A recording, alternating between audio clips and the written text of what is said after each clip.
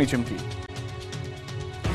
ચૂંટણી નજીક આવતા જ લોકોને આશા હોય કે તેઓ મત આપશે અને નેતાજી પ્રાથમિક સુવિધાઓ વધારશે, પરંતુ વડોદરાના કારેલીબાગમાં 15 સોસાયટીના રહીશો એટલી હદે કંટાળ્યા કે ચૂંટણીનો બહિષ્કારની ચીમકી ઉચ્ચારી દીધી। નાગરિકોએ વિરોધ દર્શાવતા બેનર સાથે પોતાની નારાજગી વ્યક્ત કરી। સ્થાનિકોના મતે છેલ્લા ઘણા વર્ષોથી રોડ, રસ્તા, ડ્રેનેજ અને સ્ટ્રીટ લાઇટ જેવી પ્રાથમિક સુવિધાઓ આપવામાં પણ પ્રશાસન નિષ્ફળ સાબિત થયું છે। જનતાના જે પ્રતિનિધિઓને આજ દિવસ સુધી મત આપ્યા તેના બદલે કંઈ જ ન મળ્યું। રોષે ભરાયેલા સ્થાનિકોએ કહ્યું કે વોટ વેડફવા કરતાં ચૂંટણી બહિષ્કારનો માર્ગ યોગ્ય છે। જ્યાં સુધી મ્યુનિસિપલ કમિશનર લેખિત બાંહેધરી નહીં આપે ત્યાં સુધી આંદોલન યથાવત રહેશે। મહત્વનું છે કે આ વિસ્તારમાં લોકો રસ્તા, ડ્રેનેજ, સ્ટ્રીટ લાઇટ સહિતની સ્થાનિક સુવિધાઓથી વંચિત છે। દર વખતે ચૂંટણી આવે અને અહીંના લોકોને આશા જાગી કે હવે તો સુવિધા મળશે જ, પરંતુ આ વખતે તો તેઓ ચૂંટણી પહેલા જ ધુઆપુઆ થયા અને મતદાન નહીં કરીને ચૂંટણી બહિષ્કારનો માર્ગ અપનાવ્યો। ચૂંટણીને લઈને અમદાવાદમાં તૈયારીઓ પૂરજોશમાં। મતદારના માટે 26 લાખથી વધુ શાહીની બોટલો તૈયાર કરાઈ। આગામી 7 મેના રોજ ગુજરાતમાં યોજાવાનું છે મતદાન, જેને લઈ અમદાવાદ જિલ્લા વહીવટી પ્રશાસને તમામ તૈયારીઓને આખરી ઓપ આપવાનું શરૂ કરી દીધું છે। ત્યારે આજે આપને અમે મતદાન પહેલા આંગળી પર લગાવવામાં આવતી સ્યાહી વિશે જણાવીશું। શું તમે જાણો છો કે આ સ્યાહીનો ઉપયોગ કેમ કરવામાં આવે છે? આ સ્યાહીની શું વિશેષતાઓ છે? બોગસ વોટિંગ ન થાય તે માટે અવિલોપ્ય સ્યાહીનો ઉપયોગ કરવામાં આવે છે। ચૂંટણી પંચે કર્ણાટકની મૈસૂર પાઇન્ટ્સ એન્ડ વાર્નિક લિમિટેડને સ્યાહી બનાવવાનો અધિકાર આપવામાં આવ્યો છે। ભારત સહિત ઘાના, મલેશિયા, દક્ષિણ આફ્રિકા સહિત 25 દેશમાં આ સ્યાહી મોકલવામાં આવે છે। આ સ્યાહીમાં સિલ્વર નાઇટ્રેટ નામનું કમ્પાઉન્ડ આવે છે, જે અલ્ટ્રાવાયોલેટ લાઇટ કે પછી સનલાઇટ સાથે રિએક્ટ કરે છે। 2 થી 4 સપ્તાહ સુધી આંગળી પરથી રંગ નીકળતો નથી। કોઈ વ્યક્તિ એક વખત મતદાન કરી શકે તે માટે સ્યાહીનો ઉપયોગ કરવામાં આવે છે। અમદાવાદના ડેપ્યુટી કલેક્ટરે આ અંગે માહિતી આપતા જણાવ્યું કે આ વખતે સ્યાહી બનાવતી કંપનીએ લોકસભાની ચૂંટણી માટે 26 લાખથી વધુ બોટલ તૈયાર કરી છે।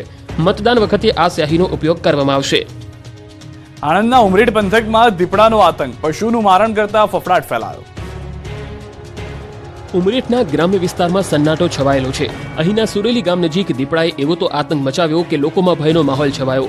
સુરેલી ગામના સીમ વિસ્તારમાં કેટલાક દિવસોથી દીપડાના આંટા ફેરા હતા। આ વિસ્તારમાં દીપડાના પગલા પણ દેખાયા હતા। આ દરમિયાન વહેલી સવારે સીમ વિસ્તારમાં પશુનું મારણ કરતા ગ્રામજનોમાં ફફડાટ ફેલાયો। અગાઉ પણ દીપડાએ 3 બકરીઓનું અહીં મારણ કર્યું હતું। હવે ફરી પશુનું મારણ કરતા લોકોમાં ડર ફેલાયો છે। એક તરફ વારંવાર દીપડાની હાજરી હોવા છતાં બીજી તરફ વન વિભાગ દ્વારા કોઈ કાર્યવાહી ન કરાતા ગ્રામજનોમાં રોષ ભભૂકી ઉઠ્યો છે। છેલ્લા કેટલાય દિવસોથી આ વિસ્તારમાં દીપડાની હાજરી છે। આ દરમિયાન પહેલા બકરીઓ અને હવે અન્ય એક પશુનું મારણ કર્યાની ઘટના બની છે। પશુઓનું મારણ કરતા અહીં પશુપાલકો પોતાના માલઢોરને ઘરમાં જ રાખવા મજબૂર બન્યા છે। દીપડાના ડરથી ખેડૂતો ખેતરે જતા પણ ડર અનુભવી રહ્યા છે।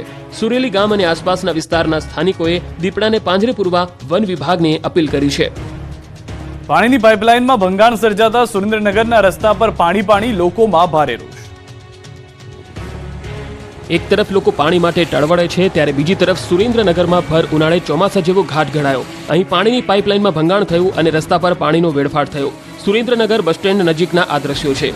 મોડી રાત્રે પાઇપલાઇનમાં ભંગાણ થતા રસ્તા પર પાણી ફરી વળ્યા। સુરેન્દ્રનગર વઢવાણ રોડ પર આવેલા બસ સ્ટેન્ડ નજીક પાઇપલાઇન તૂટી જતા હજારો લીટર પાણી રસ્તા પર વહી ગયું। બસ સ્ટેશન પરના મુખ્ય રસ્તા પર તેમજ નજીકમાં આવેલ પેટ્રોલ પંપમાં પણ પાણી ઘૂસી ગયા હતા। શહેરના મુખ્ય રસ્તા પર પાણી ફરી વળતા રાહદારીઓ અને વાહન ચાલકોને હાલાકી ભોગવવી પડી।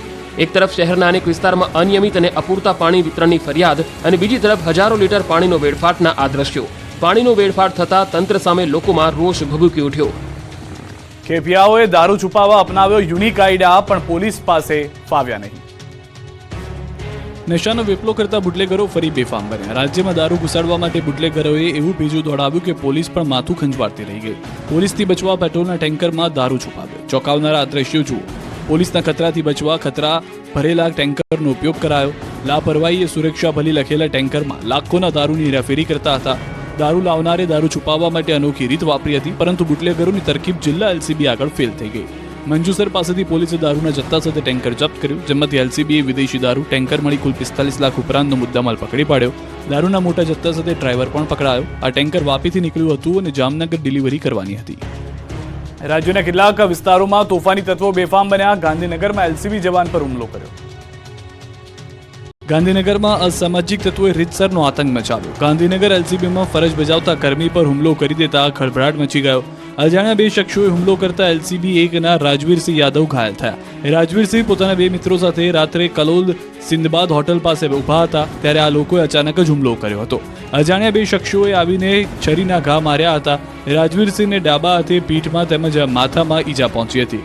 આ તરફ પોલીસે હુમલામાં સીસીટીવી મેળવી આરોપીઓને પકડવા ચક્રો ગતિમાન કર્યા છે.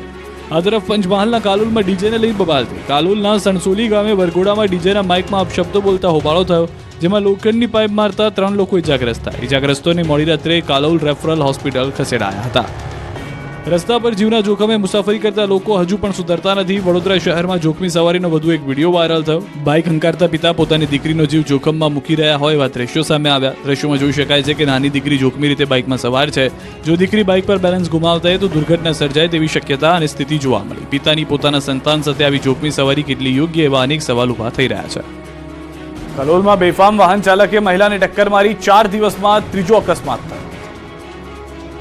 ગાંધીનગર કલોલમાં વાહન ચાલકો બેફામ બન્યા. રોડ ક્રોસ કરતી મહિલાને વાહન ચાલકે ટક્કર મારી દીધી. વાહનની ટક્કરે મહિલાનું ઘટના સ્થળે જ મોત નિપજતા ચકચાર મચી ગઈ. અજાણ્યો વાહન ચાલક ટક્કર મારી ફરાર થઈ ગયો. છત્રાલ હાઈવે પર સિંધબાદ ચોકડી પાસે અકસ્માતની આ ઘટના બની. મહત્વનું છે કે કેટલાક દિવસોથી આ વિસ્તારમાં અકસ્માતની ઘટના વધી રહી છે.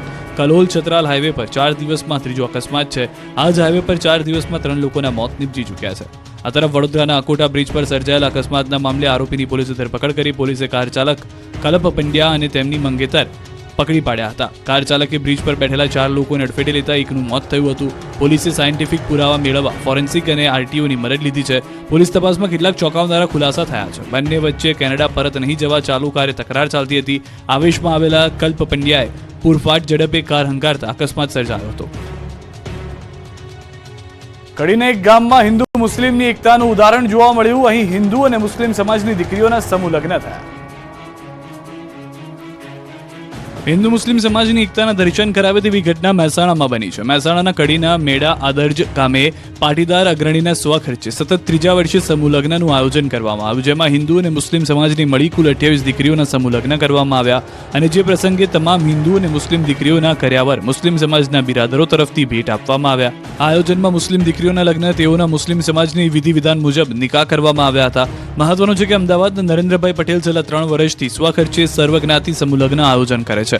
પ્રથમ વખત એક જ મંડપ નીચે 25 હિન્દુ સમાજની દીકરીઓના હિન્દુ શાસ્ત્રોક્ત વિધિ અનુસાર ગાયત્રી પરિવાર દ્વારા લગ્ન કરવામાં આવ્યા અને 3 મુસ્લિમ સમાજની દીકરી અને દીકરાઓના મુસ્લિમ સમાજની વિધિ વિધાન મુજબ નિકાહ કરવામાં આવ્યા. મેડા આદર્જ અને આજુબાજુ ગામમાં મુસ્લિમ સમાજના લોકોને આ વાત સ્પર્શી જતા તેઓ નરેન્દ્રભાઈ પટેલને મળ્યા હતા અને સમૂહ લગ્નમાં જોડાનાર તમામ હિન્દુ અને મુસ્લિમ સમાજની દીકરીઓના કર્યાવરનો તમામ ખર્ચ ઉઠાવવા સંમતિ દર્શાવી હતી. મહત્વનું છે કે સૌ પ્રથમ વખત કડી પંથકમાં હિન્દુ મુસ્લિમ સમાજની દીકરીઓના એક સાથે સમૂહ લગ્ન થઈ રહ્યા છે. પીવાનું પાણી ન હોવાથી છોટાઉદેપુરના ડુંગર વિસ્તારમાં પશુઓની હાલત કફોડી. 100 ગામના પશુઓ નિરાધાર બન્યા. ઉનાળો આવતા જ નસવાડી તાલુકાના ડુંગર વિસ્તારના લોકો અને પશુપાલકોના હાલ બેહાલ થઈ જાય છે. પાણીની તંગી એટલી હદે અંદાજે 100 ગામના લોકોએ તેમના પશુઓને નિરાધાર બનાવી છોડી મૂકવા મજબૂર બન્યા. આટલું જ નહીં, અન્ય ગામના લોકો પશુઓને ગામમાં ઘૂસવા ન દેતા મૂંગા પ્રાણીઓને ટળવળવાનો વારો આવ્યો છે. કાળઝાળ ઉનાળામાં નસવાડી તાલુકાના ડુંગર વિસ્તારમાં સિંચાઈ અને પીવાના પાણીનું જળ સંકટ ઊભું થયું છે. સિંચાઈનું પાણી ન મળતું હોવાથી અહીંના ખેડૂતો ફક્ત ચોમાસા આધારિત ખેતી કરે છે, જેથી મૂંગા પશુઓ માટે ઘાસચારાનો સવાલ પણ વિકટ બની ગયો છે. માણસોને પણ પીવાના પાણી માટે દૂર દૂર સુધી ભટકવું પડે છે. ત્યારે પશુઓની હાલત કેવી કફોડી બનતી હશે એ સમજી શકાય છે. જ્યારે પણ ઉનાળાની શરૂઆત થાય કે ગામના લોકો સ્વૈચ્છિક પોતાના પશુધનને ભગવાન ભરોસે છોડી મૂકે છે. દૂર દૂર ભટકતા પશુની હાલત શું થતી હશે તે એક પણ વખત વિચારવા જેવી વાત આ તંત્રને ધ્યાને નથી આવી. અહીંના લોકોનું એવું કહેવું છે કે ગમે તેમ કરીને તેમના પશુઓને જીવ બચાવવાનો તેઓ પ્રયાસ કરે છે. તો કેટલાક લોકોનું એવું પણ કહેવું છે કે કેટલાક પશુઓના મોત પણ થઈ જાય છે. ચોમાસા પહેલા જો પરત આવે તો તેમનું નસીબ. પશુઓને છોડીને તેઓ પોતાના પરિવાર સાથે કચ્છ અને સૌરાષ્ટ્ર તરફ જતા રહે છે. અહીંના લોકોનું કહેવું છે કે રોજગારી માટે અહીં કોઈ વ્યવસ્થા ન હોય, ના છૂટકે તેઓએ પલાયન કરવાની પરિસ્થિતિ અથવા તો માદરે વતન જવું પડે તેવી સ્થિતિ છે. ભર ઉનાળે ભાવનગરના ચેકડેમ જર્જરિત હાલતમાં.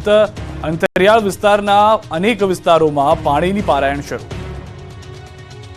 કાળઝાળ ગરમીમાં ડેમના તળિયા દેખાવા લાગે છે, જેથી પીવાના પાણીની સમસ્યા ઊભી થાય છે. પરંતુ ભાવનગરમાં વાત જરા જુદી છે. અહીં પાણીના સંગ્રહ માટે બનાવવામાં આવેલ ચેકડેમ હાલ જર્જરિત હાલતમાં ફેરવાયા છે. ભાવનગર જિલ્લામાં 15,000થી વધુ નાના મોટા ચેકડેમો બાંધવામાં આવ્યા છે, પરંતુ છેલ્લા 10 વર્ષથી મોટાભાગના ચેકડેમો તો તૂટી ગયા છે, જ્યારે અનેક ચેકડેમો જર્જરિત હાલતમાં છે. ડેમ જર્જરિત હોવાથી ઉનાળાની શરૂઆત થતાં રાજ્યમાં અંતરિયાળ વિસ્તારોમાં પાણીની પારાયણ શરૂ થઈ જાય છે.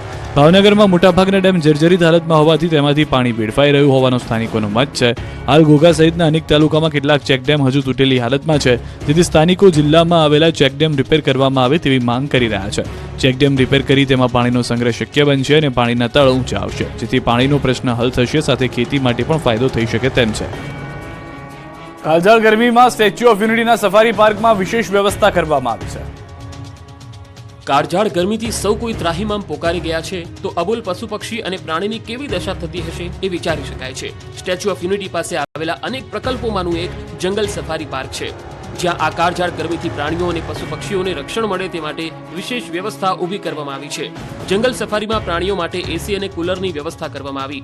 સતત ઠંડા પાણીનો છંટકાવ કરવામાં આવી રહ્યો છે. દેશ વિદેશના તમામ પ્રાણી પક્ષીઓની ખાસ દેખરેખ થાય છે. તમામ પ્રાણીઓનું રોજે રોજ ટેમ્પરેચર માપવામાં આવે છે. સાથે ઠંડા પ્રદેશના પ્રાણીઓ માટે 20 જેટલા એસી અને 50 જેટલા કુલરો લગાડવામાં આવ્યા છે. ઉનાળુ વેકેશનમાં રોજના 20 થી 25,000 પ્રવાસીઓ સ્ટેચ્યુ ઓફ યુનિટીની મુલાકાત લેવા માટે આવે છે. ત્યારે સફારી પાર્કના મહેમાનોને ગરમીની અસર ન થાય તે માટે ખાસ પ્રકારની દેખરેખ રાખવામાં આવી રહી છે.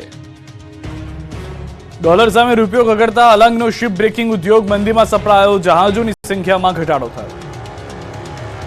ભાવનગરના અલંગ શિપ યાર્ડના વેપારીઓ માટે એક સાધો ત્યાં તેર તૂટે જેવી સ્થિતિ સર્જાઈ છે.